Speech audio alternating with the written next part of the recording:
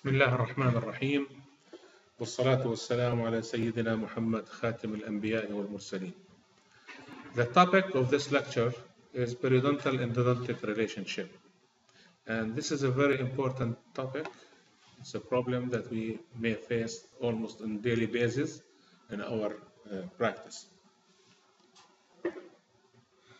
The objectives of this lecture, which means by the end of this lecture the student should understand a basic classification of endodontic periodontal lesion.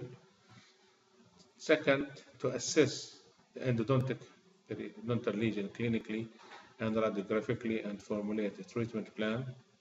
And also how to understand the subtle differences in the diagnosis and evaluation that may point to the prognosis. Fourth, differentiate between periodontal and pulpal lesions. And fifth, should know the symptoms, diagnosis, prognosis, and treatment of combined lesion, which makes the most challenging cases of all. Start with anatomic relationship between the periodontium and the pulpal tissue, and the relation between these two tissues is very intimate, and there are many pathways that can lead or can from one into another, and they allow the bacterial toxins and products to go through these communication routes. And the main avenues of this communication, the first one, the most important one, is the apical foramina, also the lateral and accessory canals, and the dentinal tubules. And we start with the apical foramen, which is the major communication avenue, and it gets smaller upon root formation. As we see in the picture here, we have the arrow is pointing to the apical foramen of a multi-rooted tooth in this case, and here we see the electron microscopic pictures of this foramen, and here's a kind of a cross section which is showing this foramen. The lateral and accessory canals that may be present anywhere along the root, and this also may serve as a potential pathway of the spread of bacterial products. And about 1/3 of all teeth have lateral and accessory canals, and the majority of them are found in the apical third of the root. However, we can find them in other areas of the root. Like this, the example of this picture here, we see a relatively large one in the dome of bifurcation area. The dentinal tubules, which forms numerous canals, if they are denuded, can lead directly into the pulp, and also they can be exposed to reasons other than cemental defects. They can be exposed by a pathological process, traumatic causes like iatrogenic causes, for example. 1 to 3 microns in diameter. Therefore, they allow the passage of bacteria, which is much smaller in diameter. We may have also some other avenues of communication, such as developmental malformation, and the best example of those is the palato-gingival grooves of maxillary incisors. Also, communication can happen through perforations, which either happen pathologically or iatrogenically. And also, they can be caused by trauma that may cause vertical root fractures. The developmental malformations, a good example is the palato-gingival grooves of maxillary incisors, and they usually start or begin in the central fossa. They cross the cingulum and extend apically with varying distances and depths. In this case here, we see it extending all the way to the apex. The iatrogenic are most common cause of them can be a faulty endodontic treatment, and also they can be due to pathology, caries, or external or internal resorption of the root. as we see in figure C.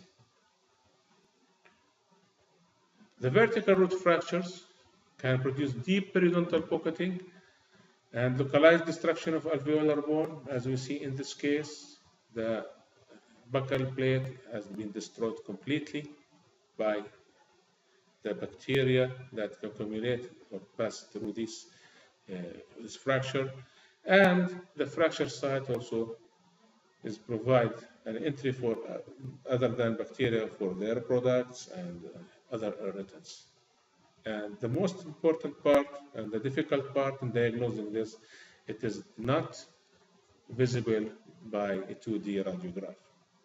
So we have to depend on the clinical examination, and mostly what we'll see, we can probably probe around the tooth, and all of a sudden we see a very deep narrow pocket. So the direction, the ways or the pathways between the pulp and the periodontium are two-way street. And that leads us to what we call endoperio lesions. Both an endodontic and a periodontal lesion can affect the same tooth simultaneously and present as one lesion. And the true endodontic periodontal lesion is a very good example of that. The differential diagnosis might be difficult, and we'll see as the lecture, as we proceed, we'll see how to do that. When the pulp becomes inflamed or necrotic, inflammatory byproducts of bacteria and of the tissues may leach out through the apex, lateral and accessory canals, as well as the dentinal tubules, or I mean all the avenues that we talked about so far, and they can cause inflammation and vascular response.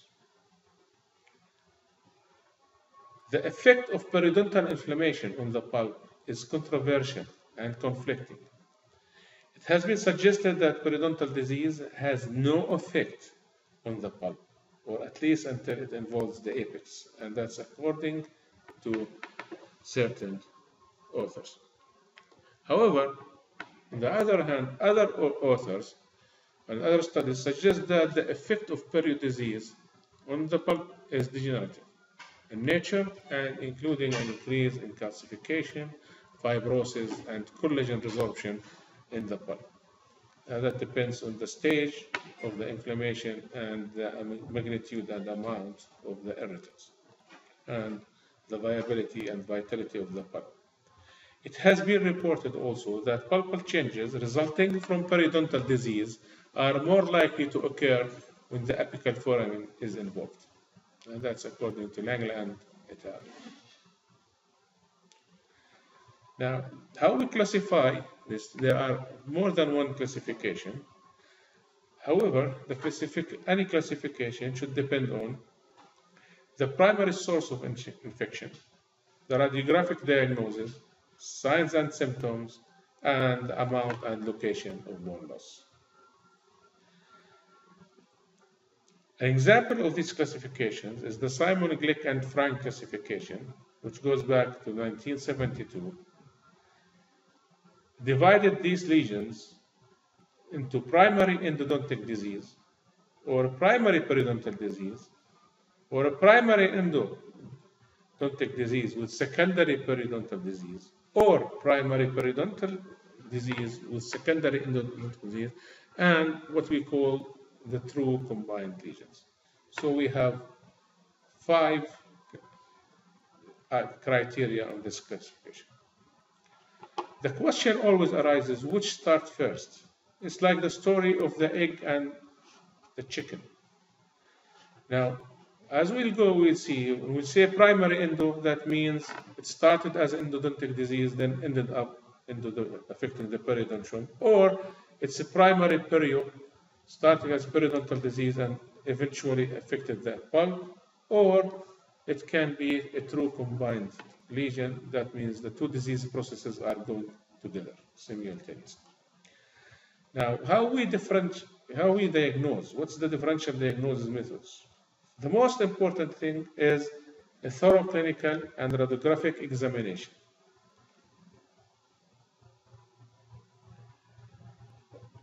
The data collected during this examination should include periapical radiographs, pulp vitality testing, whether that's done by cold application, electrical tester, cavity tests, percussion, whether that's vertical percussion of the tooth, the affected tooth or teeth, or lateral percussion, palpation using the fingertips, pocket probing using periodontal probes, sinus tract tracting using, for example, getaperca or any radiopaque solution. A cracked tooth testing also include trans-illumination using cold light, called intensive light, and tooth sleuth or staining. The primary endodontic disease.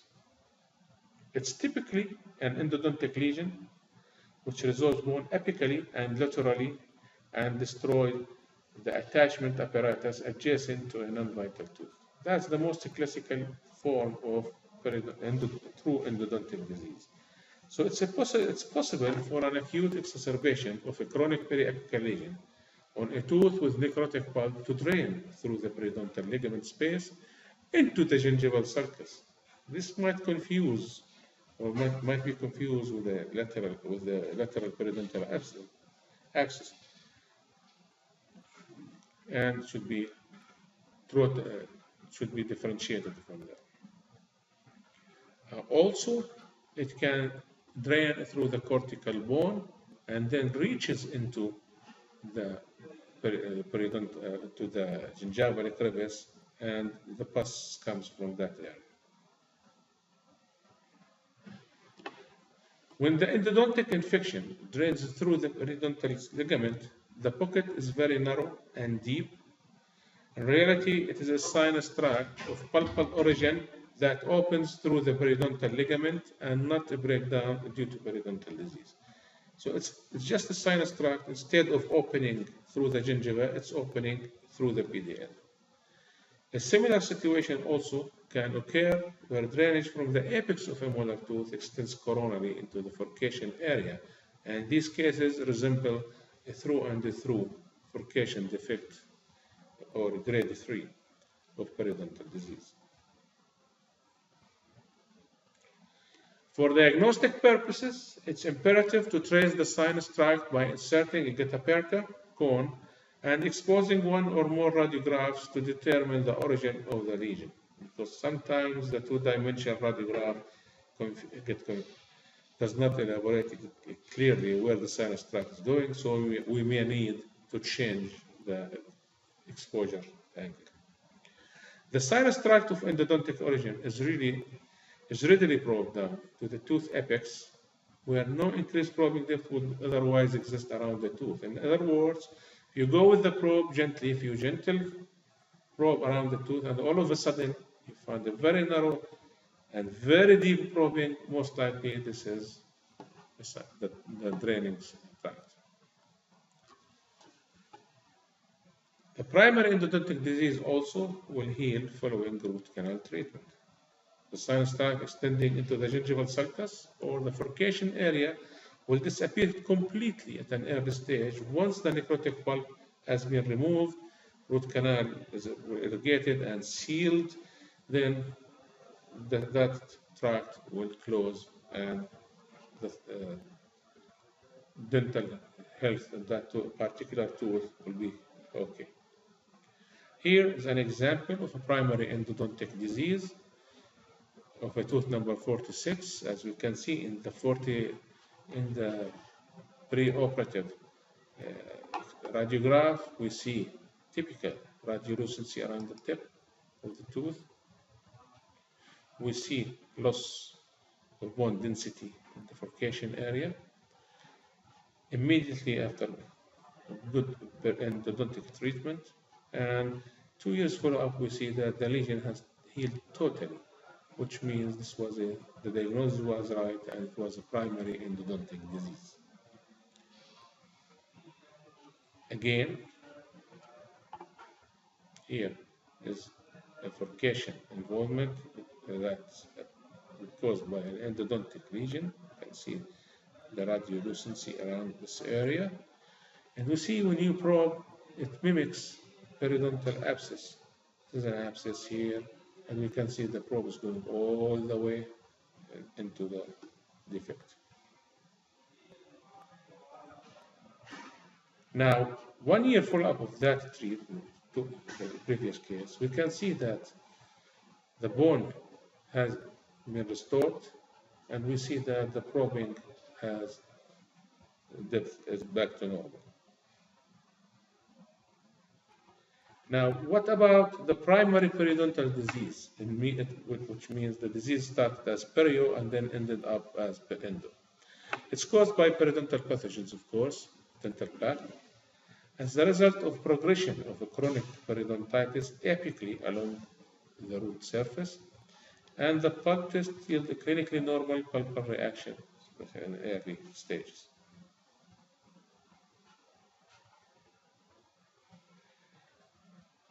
Frequently, we see accumulation of plaque calculus are seen throughout the dentition. Usually, patients can have poor oral hygiene. The periodontal pockets are wider and are generalized. As the prognosis in this case depends on the stage of periodontal disease and the efficacy of periodontal treatment. So we may be able to treat the case and will not have to treat the endo if the disease is controlled and the pulp is still intact. Here's an example. The preoperative alveolar bone loss plus periapical lesion, we can see it.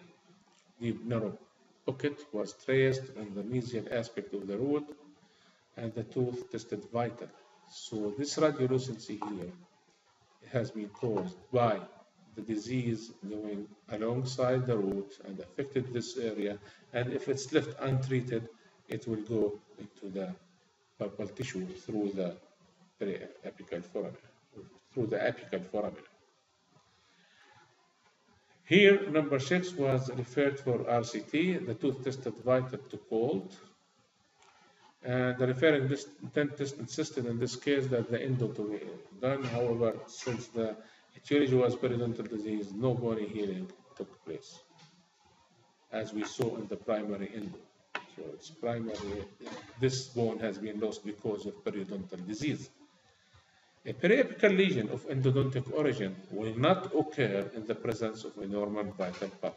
This is very important to remember.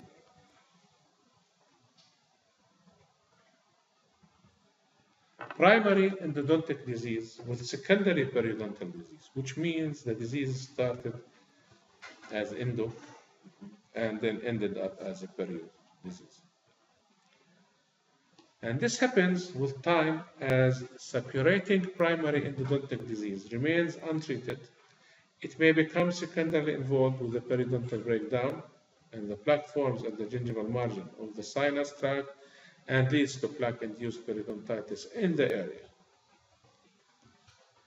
The pathways of inflammation into the periodontium is through the apical foramen or accessory canal or lateral canals, the common or the anatomical pathways we mentioned earlier. The treatment and prognosis are now different than those of teeth simply having endo or perio disease. The tooth now requires both endodontic and periodontal treatments. And the endo treatment, if it is adequate, the prognosis depends on the severity of the plaque-induced periodontitis and the efficacy of the periodontal treatment. We assume here that the endodontic treatment is perfect, of course. With the endo treatment alone, only part of the lesion will heal to the level of the secondary periodontal lesion. Root fractures and perforations may also present as primary endo with secondary periodontal involvement. Here is an example. We have a preoperative interradicular defect extending to the apex. Post-operatively, the teeth has been filled, the root canals have been filled, and we see after 1 year follow-up, most of the bone has healed. However, the defect in the furcal area remained, and the perio treatment here is necessary to treat this furcation as an endodontic lesion, as a periodontal lesion, which means here perio treatment is a must. Now, what about primary periodontal disease with secondary endodontic disease? The primary perio with the secondary endo. In this case, the apical progression of a periodontal pocket continues until the apical tissues are involved, and the pulp may become necrotic as a result of infection entering via the apical foramen. The progression of periodontitis by way of lateral canals and apex to induce a secondary endodontic lesion. In single-rooted teeth, the prognosis is usually poor as the periodontal breakdown is very severe, which necessitates extraction. In molar teeth, the prognosis may be better since not all roots may be affected, and supporting the periodontium might be intact around the non-affected roots, and sometimes root resection may be considered as a treatment alternative, especially in the upper 6 or an upper first molar.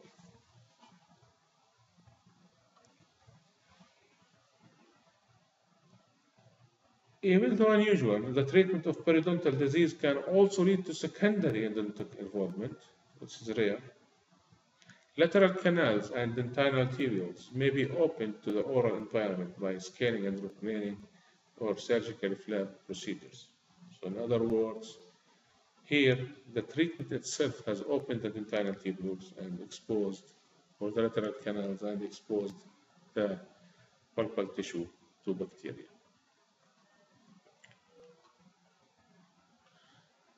Here, tooth number 24 shows evidence of horizontal bone loss as well as a periapical radiolucency. The crown was intact, but vitality tests were negative.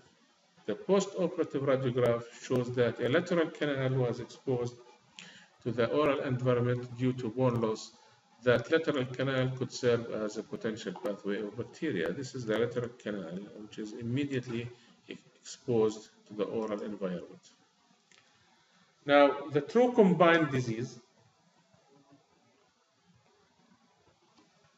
it occurs less frequently than other endo-perio problems, and it is formed when an endodontic disease progresses coronally, joins an infected periodontal pocket progressing apically.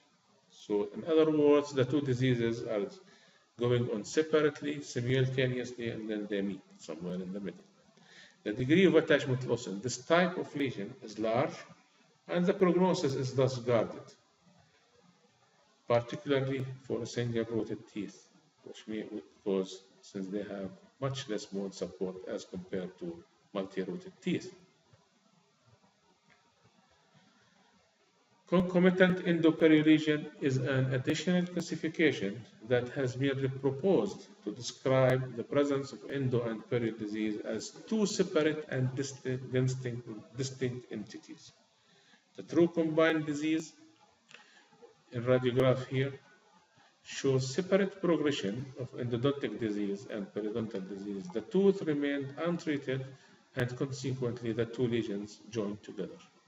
We have a periodontal disease coming from here, here, here, and then we have also a periapical disease. Like here, for example, we don't have a communication, but this is true endo, as evident by also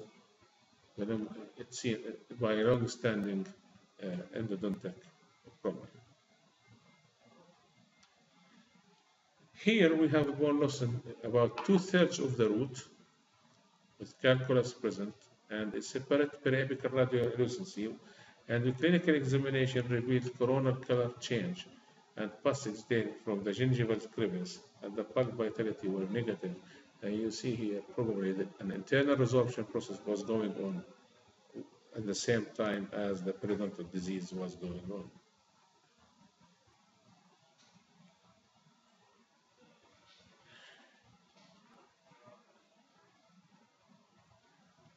We see here gutta perca is going through the sinus tract. We see it exposed surgically here, and we see bone defect both adjacent to the apex and also around the root. It's caused by periodontal disease. Case is filled, treated both ways, and we see evidence of healing taking place.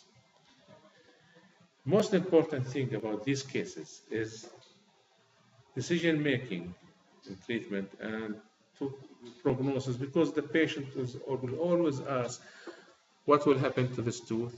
Can I keep my tooth, doctor? And how long it lasts, as you think? And whatever you say to the patient will be taken for granted. So be careful when you give prognosis. The treatment decision making and prognosis depend primarily on the diagnosis of the specific endodontic and/or periodontal disease. In other words, correct diagnosis leads to better prognosis.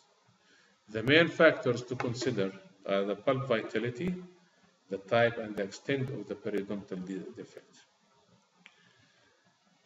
And the diagnosis of primary endo and primary perio disease usually present no clinical difficulty. Its primary endo of the pulp is non-vital. Its primary perio of the pulp is vital, provided that you did the examination the right way. However, the diagnosis of the combined endo-perio lesion could present a challenge, as they present clinically and radiographically very similar. And the diagnosis is often tentative, with a definitive diagnosis formulated following treatment. The prognosis and treatment of each endo and perio disease type varies, and the primary endo should only be treated by endodontic therapy and has a good prognosis. Primary perio should be treated only by periodontal treatment. The prognosis depends on the severity of the perio disease and the patient's response to treatment. And of course, many factors also interfere here, such as the patient compliance, home care, systemic diseases, and so on.